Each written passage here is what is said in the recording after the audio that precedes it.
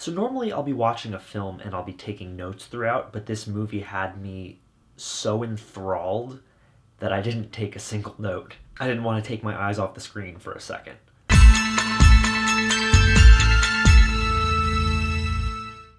I had an imaginary friend when I was a kid. His name was Daniel. He was my best friend. He was my only friend.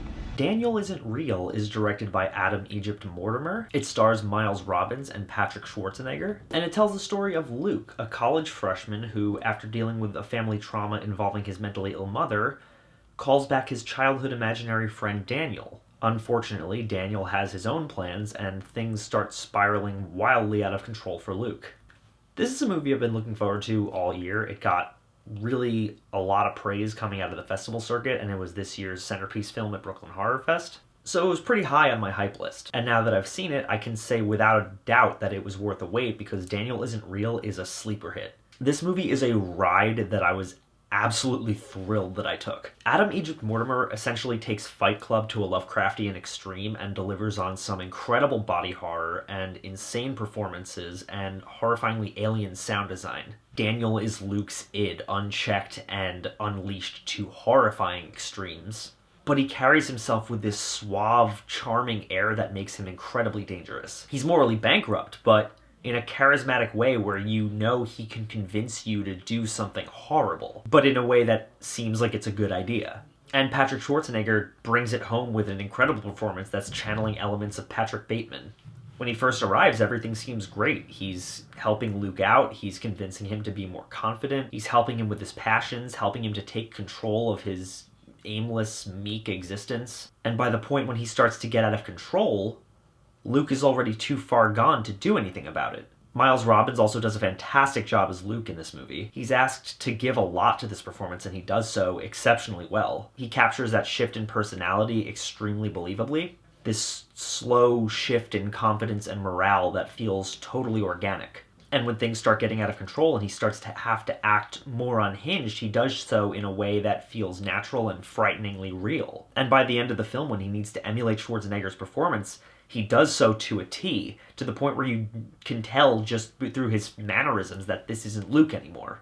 On a technical level, this is one of the best indie horror films I've seen all year. The audio in this film is so unique, and the attention to detail in sound design is something that really differentiates it from everything else and makes it feel wholly original.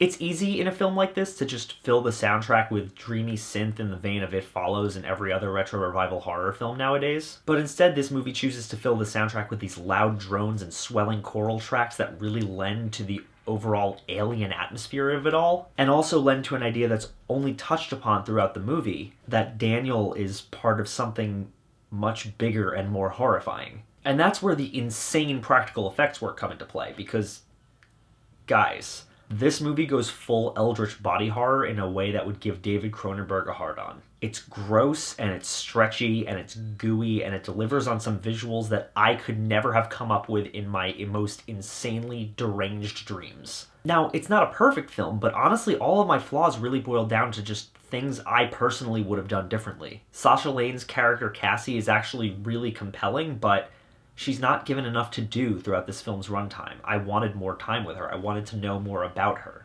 I also could have used a bit more impact at the ending. I thought it was going to go a very specific direction, and I suppose it's implied that it could be going that direction, but I just wish it had ended with a bit more clarity on that front. I've seen a lot of different interpretations of this movie, that it's about mental illness, or the stigma on mental illness, or toxic masculinity, and I definitely see the elements of all of those things, but in my opinion, it's about the darkest parts of ourselves. The parts that we hide from everyone, including ourselves. The animal parts of our minds that we refuse to accept exist because they scare us too much. And it's about the dangers of repressing those parts of us.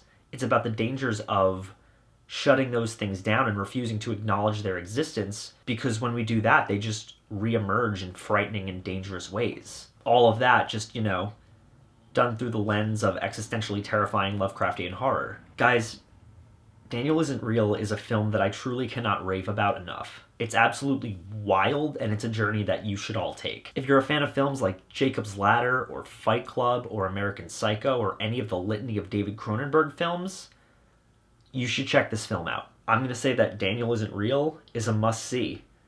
Incredible practical effects, incredible acting. It's just a brilliantly realized vision through and through. As always, guys, thank you so much for watching. If you like this channel and you want to see more, click down there, like, comment, subscribe, hit the bell notification so that you get told when I upload. There's a Patreon link down in the description if you want to donate to this channel, help us grow, make new, better quality content for you all to enjoy. If you want me to review more films like this, you could be like all these cool people right here. I would personally really appreciate it. Even $1 would help. But even if you don't, thank you so much for watching anyway, and I'll see you all very soon. He's weak, he's lonely, and he's nothing without me.